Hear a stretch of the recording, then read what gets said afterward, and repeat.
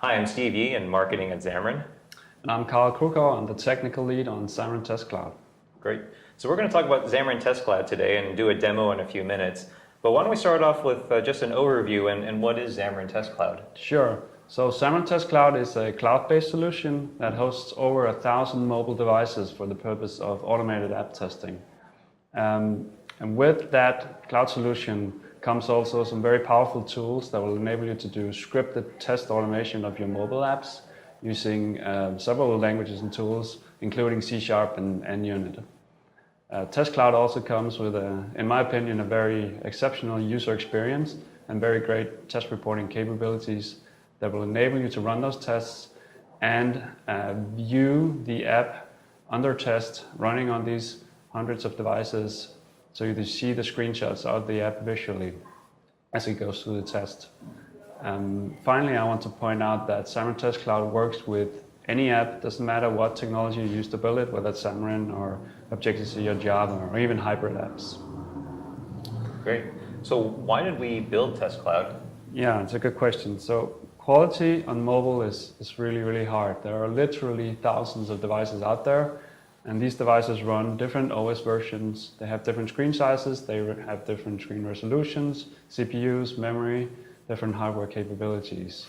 And this really amounts to a lot of pain and testing in order to ensure that your app is functioning well on all these devices. We sometimes call this device fragmentation, and while it's definitely worse on Android, we see now more and more a similar thing happening on iOS, say with the iPhone 6 and so on. So this really means that the way many companies are doing testing today is using manual testing, and that just amounts to many, many hours of testing. In fact, also automated testing can, apart from speeding that up, it will also enable you to get greater and greater test coverage as you're building out this test suite of, say, regression tests.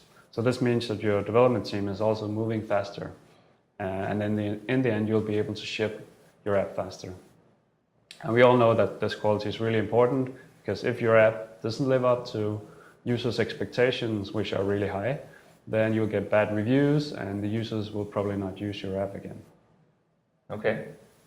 So we have your computer open, and why don't we actually dive into this and see how it works? Sure, let's do it. Okay. Okay, so here we have the Test Cloud portal. You see I'm logged in with my personal user, and on the dashboard here you see 3 sample apps and 2 apps that I've uploaded for the mobile CRM app. This is the iOS with the rounded corners, and Android here with slightly less rounded corners. As we go to this Android app dashboard, we see I've run a number of tests here with a test suite that's increasing in size. We also track the app size. This is the same binary for all the uploads, so that doesn't vary. And we also track the peak memory used during those app runs. So in this run here, we see we actually have a bunch of failures, and we're running on 34 devices instead. So let's jump into that and see what's going on. And we see in each test case there are 3 of the devices that are not passing. Let's try and jump into those failures here. And we see straight away that on these Android 4.3 devices, something is wrong. So if we go into here, you see a test failure that we were waiting for the text Joan Mencken, and that text never appeared. So we go back, that's true. We can certainly see that from the screenshot. But we can also go into the console log to get the full device log of this Android device. And if we just look for error, we'll see that, well, on this particular Android version, we got an unable to prepare SQL statement. So most likely what we see is that on this particular device, maybe the SQLite version on that device is older than expected. Again, it's hard to know unless you're testing on all these Android versions. Right, because when I was doing development testing as we were writing this app, I was just using my Moto X device, and I obviously didn't try and test it against devices running Android 4.0, and now we're seeing that these errors start to pop up once they're in Test Cloud. Yeah, and the nice thing is that this is immediately apparent to you, and you can click in to get more details. Something else I'd kind of like to point out is apart from Android versions, there are also these different screen sizes. So we go back into the screenshot, we see already on this Pocket Neo, which is running very low resolution, this kind of is not a very nice user interface. But in fact, if we go to this screen here, it's not even not nice, it's actually incomprehensible because the text, the dates on this graph are completely overlain. And similarly here for the menu is almost unusable. And again, this is something that's kind of hard to know unless you are sitting with this device or a similar device on your desk. We have the same test case running on iOS. Just to show that there is the same experience even if it's an iOS device. In fact, this is the same test case that we've been using for Android and for iOS. And so that means that you'll be able to write tests that will apply both to your iOS and your Android app if you're developing the same app for multiple platforms. Okay, so that was a great overview of the Xamarin Test Cloud portal showing the test results. But how do we actually author the tests themselves? Yeah, let's look at that. So in this case, I'm using C# and NUnit, and I'll be running these tests from Xamarin Studio. But you have the option also of using Calabash and Ruby for this. And in fact, other testing tools will also be supported depending on demand. But here we're using C#. I have the Xamarin app here, though I want to repeat that Test Cloud is not limited to Xamarin apps. You can test apps that are built with Java or Objective-C or even hybrid apps. But in this case, you get a very nice experience with Xamarin because your app is built in C# and your tests are built in C#, and they're run using NUnit. So we have a singles.cs file here, which is the tests we saw in Test Cloud. You can recognize the names, account review from the test report. And the way these tests are phrased is as NUnit tests, and you have access to an object we call app, and that app can do various things. For instance, you can choose to tap the text on the current visible screen. That's called accounts. So as you can imagine, that simulates a user actually tapping the accounts button in this case here. You can do waiting for certain UI elements because that's really important. You don't know how long your server will take to respond. So in this case, we wait for any text Joan Mankin, but we choose to wait at most server wait timeout seconds, which we've set pretty high because the server here can be a bit slow. The way this will interact with Test Cloud to generate screenshots is by calling app.screenshot, and that you give a name, and that will be the name in the test report.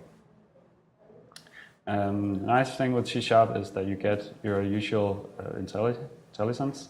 So you can do entering a text, pressing the enter button, menu, volume, all these various things you want to do, like swiping, tapping, or dragging. So that's really nice. So now let's try and run one of these tests.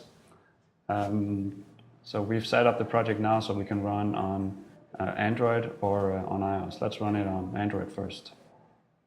So I just run this test, make sure we are showing simulator. You can run it either on the simulator or emulator on an actual device you connect to the machine. So now it's tapping accounts, it's waiting for Joan, goes on to the account screen, selects Joan again. So right now it's waiting for the spinner to disappear. Goes on there, goes into history, selected ink, and verified the text signature. So that's pretty fast. Now let's try and run that same test on the iOS simulator instead.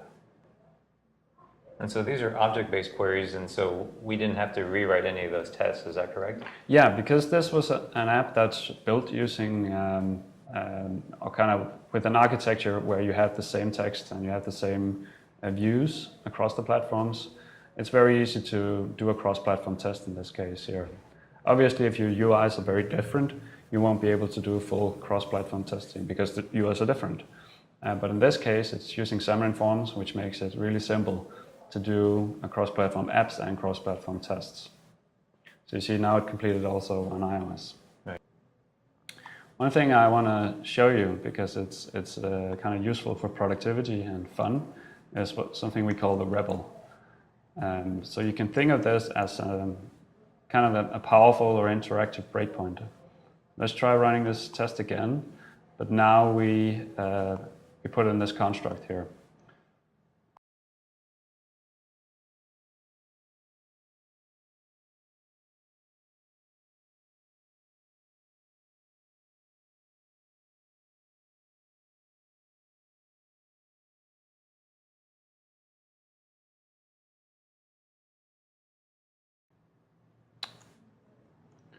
And in this case, let's search for Joan again, or maybe someone else. Monica Green. Which oops, I got my syntax wrong. There we go. So we get the text widget, which has the text Monica Green. And the nice thing about this is that anything we can query from here, we can also interact with using tabs and so on. And that will actually drive the UI over here. And once I'm kind of happy with this, I can copy it from the REPL and copy it back into my test script. So this approach to kind of exploring your app UI interactively gives it a nice, very productive experience. Once I'm done, I can just exit this and the test will keep going. So I hope this shows that the experience using Xamarin UI test, which is the name of this, and the C# experience together with NUnit gives a very natural approach to testing. Well, thanks, Carl. That was a great overview of Xamarin Test Cloud. I think we just barely scratched the surface. So where can people find out more? Yeah, so 2 places to find out more. First, I want to recommend Evolve, which is coming up shortly, our developer conference. There's going to be a lot of Test Cloud content there. But secondly, you can also go to xamarin.com/testcloud just to find out more and see more. Okay, thanks, Carl. Thanks.